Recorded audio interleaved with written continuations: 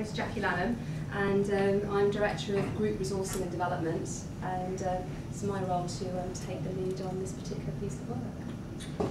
I'm going to kick off with a little bit around what is this whole concept of employer brand? You know, why does it matter? Why should we be bothered about it? And in doing that, I'll take us through a bit of a journey in terms of, because you've had the brand concept from a marketing perspective, obviously as a consumer.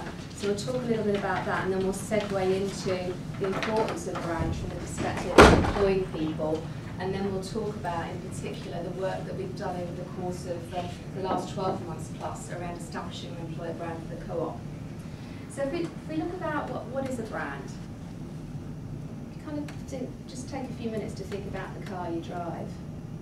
Think about other people driving their cars and what you assume about that person in terms of the car they drive. So let's pick one. Pick a car. Volkswagen Beetle. What do you think about Volkswagen Beetle? I used to have quite an interesting English teacher who drove Volkswagen Beetle, which was quite scatty, quite erratic behaviour, quite on the edge. Yeah. Little bunches of flowers that she used to put in the front of the Beetle, so she was quite. I had a previous boss 3 years ago. She drove a bright red Alpha Spider. Absolutely beautiful car. I love that car.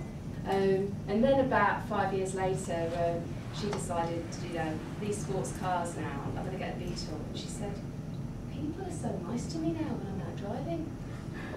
I get to, the traffic lights and they let me go. When I was in that blinking sports car, no way, everybody was racing me." So there's something about, when you think about a brand, think about the cars, it says something, doesn't it? It differentiates. And I'll take it down to handbags, the Marks and Sparks versus D&G, it's saying something.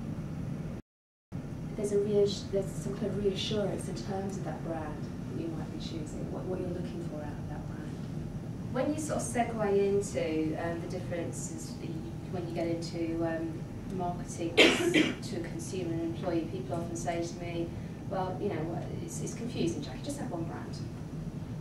I guess my contention is that when you're marketing to a consumer to come into a food store and buy a basket of groceries, or to go and purchase a holiday, it's a different relationship than when you're actually asking somebody to commit to your organisation, maybe to move their family, to disrupt their life, to move from an employer they've worked for a long time to a new one.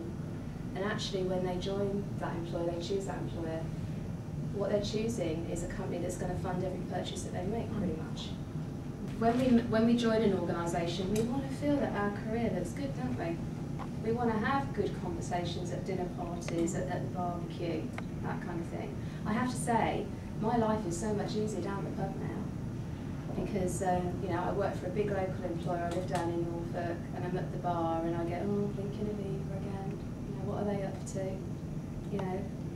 All those connotations about financial services. I say I work for the co-op now, lovely and warm. Oh yeah, when's Summerfield converting? When's that happening? When can I start using my card? I'm really looking forward to it. So really, what's the employer brand? It really is about our reputation as an employer. And it's not just about how attractive we are and how easily we get people to want to come and work with us.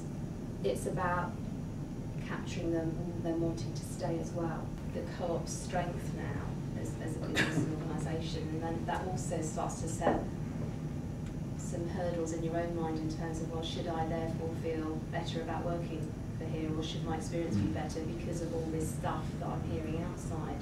So I guess there's something comes into play there. Good people will always find somewhere to go to. You can't just work on employer brand in isolation. We've talked about the importance of external comms, internal comms. We talked about the importance of kind of how your consumer brand can, in part affect how you would feel as of an organisation from an employment perspective. We've talked about how the experience an employee has is absolutely vital. I guess that the golden test is, if I decide to leave the organisation at some point, because it might be the right thing from a personal perspective, would I still go and buy product from the organisation? Would I still go and say great things about the organisation? We do some fantastic things. We don't necessarily shout about it a lot.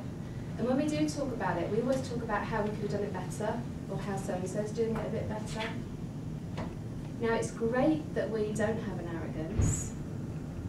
That fits the mood of the times, but I think we're allowed to have a bit more confidence in terms of what we do as an organisation and how we shout about working for this organisation as an employer.